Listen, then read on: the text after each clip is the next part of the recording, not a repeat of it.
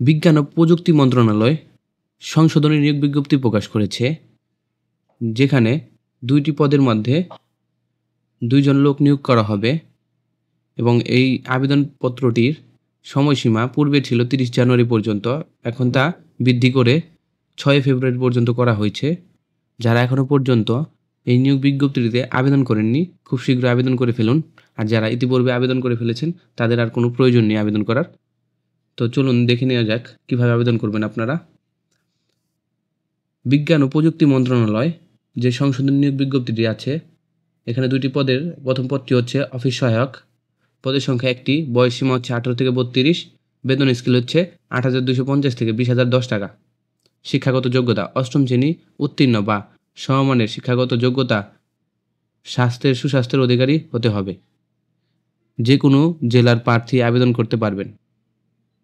Gallery guard পদের সংখ্যা 1টি, বয়সসীমা হচ্ছে 18 থেকে 32, বেতন স্কেল হচ্ছে 8,250 থেকে 20,010 টাকা, গ্রেড হচ্ছে 20। শিক্ষাগত যোগ্যতা 8ম শ্রেণী উত্তীর্ণ বা সমমান এর শিক্ষাগত যোগ্যতা, সুস্বাস্থ্যের অধিকারী হতে হবে। যে কোনো জেলার প্রার্থী আবেদন করতে পারবেন।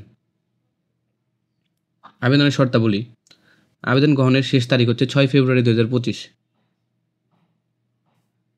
আবেদন ডাকঘর মহাপরিচালক, বিজ্ঞান ও প্রযুক্তি জাদুঘর, আগারগাঁও, শেরেবাংলা নগর, ঢাকা 1207 বরাবর আগামী 6 ফেব্রুয়ারি তারিখে অফিস সময়ের মধ্যে পৌঁছাতে হবে। সরাসরি দাখিলকৃত কোনো আবেদনপত্র বা নির্ধারিত তারিখের উত্তীর্ণের পর ডাকঘর বা অন্য কোনোভাবেই প্রাপ্ত আবেদনপত্র গ্রহণ হবে না। তো নির্ধারিত সময়ের মধ্যে আপনাদের আবেদনপত্র সাবমিট করতে হবে, ঠিক আছে? তো সরকার নির্ধারিত চাকরির আবেদন দাখিল করতে হবে। আবেদন ফর্মের নমুনা অফিসিয়াল ওয়েবসাইটের nmst.gov.bd থেকে, জনপ্রশাসন মন্ত্রণালয় ওয়েবসাইট mopa.gov.bd থেকে ডাউনলোড করা যাবে এবং অফিসিয়াল নোটিশ বোর্ড পাওয়া যাবে। আবেদন খামের উপরে ডান পাশে পদের নাম উল্লেখ করতে হবে এবং আবেদনপত্রের প্রার্থীর যোগাযোগের ঠিকানা উল্লেখপূর্বক 1,000 টাকা মূল্যের অব্যবহৃত ডাক টিকিট সংযোগ 9.5 ইঞ্চি 4 ইঞ্চি খামের একটি খাম দিতে হবে।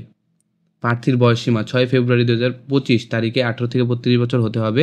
বয়সের ক্ষেত্রে অ্যাফিডেভিট গ্রহণযোগ্য নয়।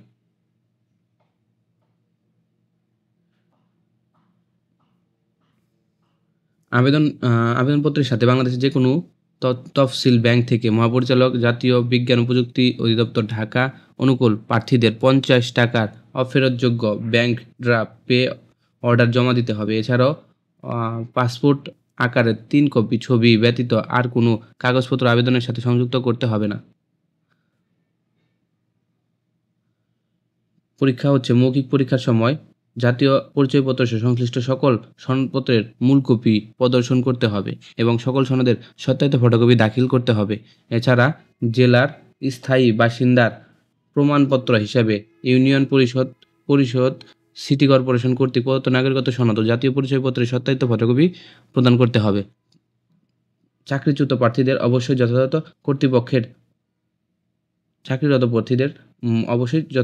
কর্তৃপক্ষের অনুমতি দাখিল করতে হবে।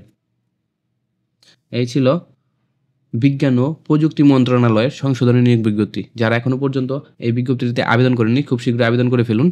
আবেদনের সময়সীমা কিন্তু 6 ফেব্রুয়ারি 2025। আর যারা ইতিপূর্বে আবেদন করে ফেলেছেন তাদের আর আবেদন করার প্রয়োজন নেই।